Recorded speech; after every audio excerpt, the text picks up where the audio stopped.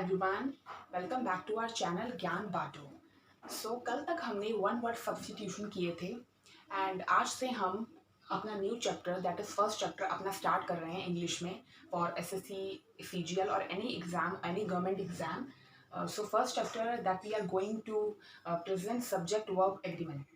Okay, so chapter start करने से पहले मैं आपसे सभी से एक बात पूछना चाहूँगी कि जब हम सब्जेक्ट वर्ब एग्रीमेंट ये चैप्टर पढ़ते हैं तो आपके मन में एक क्वेश्चन तो आता होगा सबके कि what is subject, what is verb, इन दोनों का एग्रीमेंट क्या होता है। यही हम सब कुछ आज इस चैप्टर में पढ़ेंगे and from SSC point of view there are some rules. यहाँ पे इस चैप्टर में कुछ रूल्स हैं जो हम पढ़ेंगे, जिसके डायरेक्ट क्वेश्चन बनते हैं हमारे गवर्नमेंट एग्जाम्स में, जिसको देखकर आपको सीधा टिक करना है एंड देखकर पता चल जाता है ये कौन से रूल में लाई करता है एंड उसी हिसाब से हम अपना चैप्टर कवर करेंगे। सो सब्जेक्ट, वर्ब, इन दोनों का जो एग्रीमेंट होता है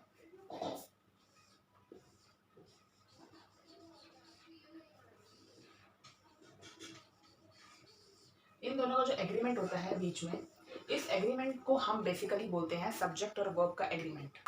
सब्जेक्ट बेसिकली होता क्या है?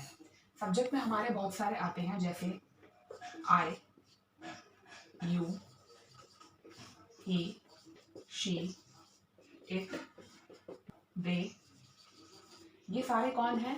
ये सारे क्या है? सब्जेक्ट। एंड वर्ब हमारा क्या होता है? वर्ब आप सभी को पता है, जिसके साथ जुड़कर इस पूरे सेंटेंस को एक एग्रीमेंट में लाती है, एक मीनिंगफुल सेंटेंस में लाती है, उस चीज को हम एग्रीमेंट बोलते हैं। Verb that is has, future, present and past के हिसाब से has, had, have, was, were, am. Walking on the road, a car hit him। मुझे आप सभी इसमें ये बता दीजिए कि इस पूरे सेंटेंस में सब्जेक्ट कहाँ है और वर्ब कहाँ है। एक बार पॉज करके आप सोचिएगा जरूर। चलो लेट्स स्टार्ट। यहाँ पे आपके पास दो सेंटेंस है, कॉमा से पहले, कॉमा के बाद। अब आप देखेंगे कि यहाँ पर सेकंड सेंटेंस में अ कार हिट हिम, आप बोलेंगे कि यहाँ पे हमें सब्जेक्ट तो मिल गया। सब्जेक्ट क्या है? कार, और कार को उसका वर्ब भी मिल गया। वर्ब क्या है? हिट। हिट, इस वाले सब्जेक्ट को उसका वर्ब मिल गया।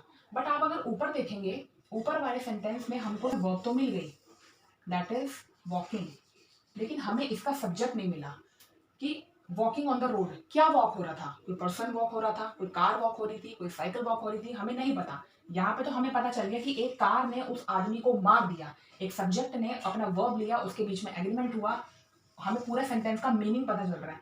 हमें इस सेंटेंस में मीनिंग समझ में नहीं आ रहा, वॉकिंग ऑन द रोड क्या, तो इसलिए ऐसे में हमें वर्ब मिल गई। हमें सब्जेक्ट लाने के लिए यहाँ पे एड ऑन करना पड़ेगा while he was walking on the road a car hit him, क्योंकि इसके बिना हमारा जो सेंटेंस है उसका कुछ मीनिंग बन ही नहीं रहा। Walking on the road a car hit him, क्या वॉक हो रहा था कि उसको कार हिट हो गई। हिम से ही पता चल रहा है कि वो एक लड़का है, कि वो एक ही है, और while he was walking on the road a car hit him, जब वो रोड पे चल रहा था एक गाड़ी ने उसे हिट कर दिया। तो इस सब्जेक्ट के हिसाब से हमें पता चला है कि हमारा यहाँ पे क्या मिसिंग था। अब हम स्टार्ट करते हैं अपने रूल्स। रूल नंबर 1 बोलता है रूल ऑफ क्वालिफायर।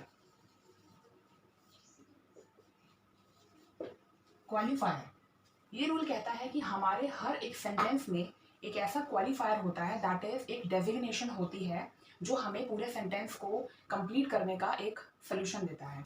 ये कहता है कि सब्जेक्ट और वर्ब के बीच में एक क्वालिफायर होगा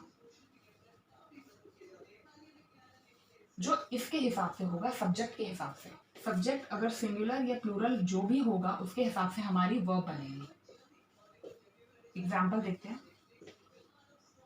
आई, योर स्कूल फ्रेंड,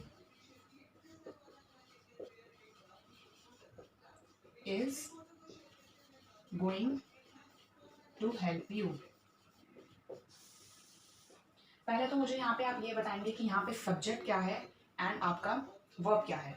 आप बोलेंगे सब्जेक्ट तो हमारा आई है, चलो ठीक है, सब्जेक्ट हमारा आई हो गया, उसके हिसाब से वर्ब हमारी इज आ रही है, ठीक है, वर्ब हमारी इज आ रही है। बट एक बार सोच के देखिए आप कि यहाँ पे वर्ब हमारी इज क्या सही है। यहाँ पे पहले तो हम ये देखेंगे इस रूल के हिसाब से क्वालिफायर क्या है। क्वालिफायर हमारा ये आ रहा है कि ये जो आई है सब्जेक्ट है, इसका क्वालिफायर फ्रेंड है। वो ये बताना चाह रहा है कि मैं जो तुम्हारा स्कूल का फ्रेंड था वो तुम्हें हेल्प करेगा। तो फ्रेंड हो गया हमारा क्वालिफायर, ठीक है, रूल के हिसाब से हमारा फ्रेंड जो है वो हमको मतलब डेजिग्नेशन दे रहा है। लेकिन क्या आई के हिसाब से हमारी वर्ब ठीक बैठ रही है? आई के साथ आपने जनरली देखा होगा कि आई इज नहीं आता, आई एम आता है। आई योर स्कूल फ्रेंड, यहाँ पे ये चीज गलत है। Am going to help you. I your school friend am going to help you. यहाँ पे इस जो है वो जनरली बच्चों को ये क्वेश्चन बहुत बार एसएससी में आया है। आप बच्चों यहाँ पे नो एरर कराते हैं, उनको लगता है यहाँ पे तो कुछ गलती ही नहीं है, नो एरर पे टिक कर दिया, आंसर गलत हो गया।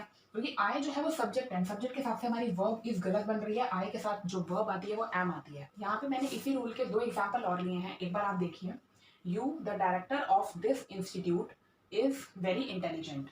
अब यहाँ पे जनरली पढ़ के हमें कोई एरर लगता नहीं है, बट आप खुद देखिए, यू हमारा सब्जेक्ट हो गया, आप कहेंगे यू हमारा सब्जेक्ट है, फाइन, ठीक है। इसके साथ हमारी वर्ब जो लग रही है, नेक्स्ट हम जाते हैं, आगे बढ़ते हैं, इज, हमको इज लिखा वर्ब। अब आप बोलेंगे कि यार यू के साथ कभी इज तो आता ही नहीं है, यू के साथ हमारी वर्ब आती है आर। तो you the director of this institute are very intelligent, यहाँ पे आर हमारी रियल वर्ब होगी। नेक्स्ट, अच्छा, इस वाले सेंटेंस में आप पहले देखिए, they the future of our nation, वो जो हमारे नेशन का फ्यूचर है, has to do something for people, उन्हें हमारे पीपल के लिए, जनता के लिए कुछ करना पड़ेगा। अब अगर मैं आपको बोलूं कि ये हमारा एरर में ना आके इम्प्रूवमेंट में आ रहा है, और यहाँ पे मैं हैव को, यहाँ पे मैं दे को मार्क कर दूं, दे को मार्क कर दूं एंड यहाँ पे 4 ऑप्शन दे दूं, let suppose it, he, him, no error, आप क्या मार्क करेंगे?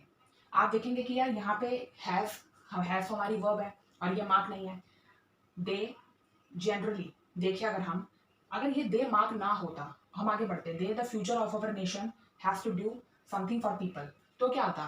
तो यहाँ पे हैव की जगह हैव आ जाता है, क्योंकि दे हैव का कॉम्बिनेशन बनता है, दे हैव हमारा सब्जेक्ट वर्ब एग्रीमेंट लेकर आता है। बट अगर मार्क ही दे हो गया, इसका मतलब ये आ रहा है कि हमारा हैव में कोई गलती नहीं है, हैव हमारी फिक्स है, तो हमें इसके हिसाब से हमारा सब्जेक्ट लेना है, हैव के साथ हमारा ही आता है, ही हैज, इसका हमारा एग्रीमेंट होता है। इट हैज नहीं होता है, लेकिन इट नहीं है, हमारे फ्यूचर की बात कर रहे हैं, तो he has the future of our nation has to do something for people.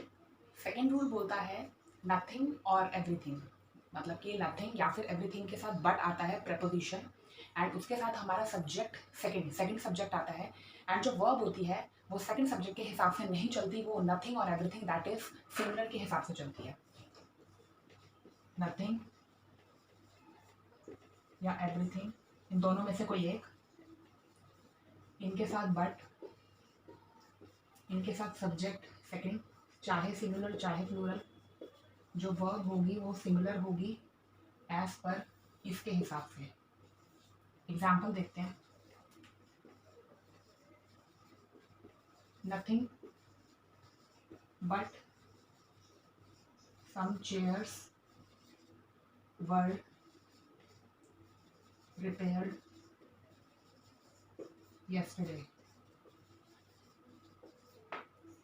Although हमारे साथ सम चेयर्स हैं, ये हमारा प्लूरल है, फिर भी उसके साथ हमारा वर नहीं आएगा, क्योंकि ये जो वर है ये वॉज आएगा इसके हिसाब से।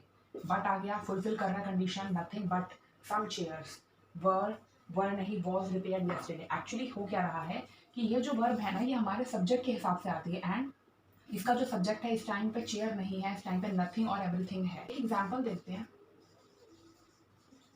Nothing but my pants washed. अब आप बोलेंगे यहाँ पे बट भी आ गया, पैंट्स हमारा प्लूरल है, बट यहाँ पे नथिंग और एवरीथिंग वाली कंडीशन वाला जो रूल था वो फॉलो कर रहा है।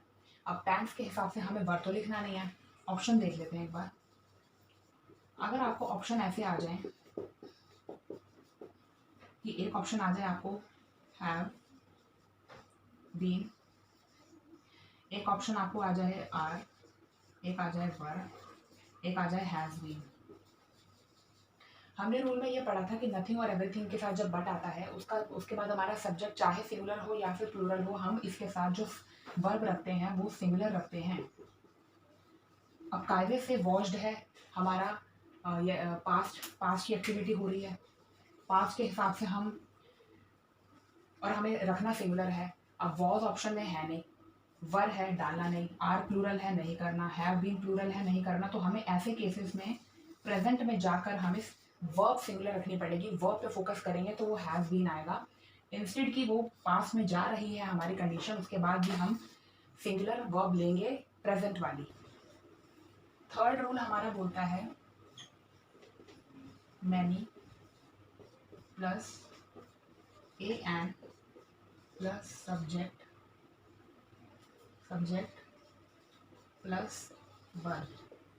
अब होता क्या है, मैनी मतलब बहुत सारे, इसके साथ अ या एन आ जाए, ये खुद में एक सिंगुलर फीलिंग लेके चलता है अपने साथ। इसके साथ जो हमारा सब्जेक्ट आएगा वो सिंगुलर आएगा और वर्ब सब्जेक्ट के हिसाब से होती है, दैट इज सिंगुलर। क्योंकि अ और एन जो है अपने साथ सिंगुलर की क्वालिटी लेके चलता है, इसलिए हमारा सब्जेक्ट और वर्ब दोनों ही सिंगुलर होंगे। Example, many a questions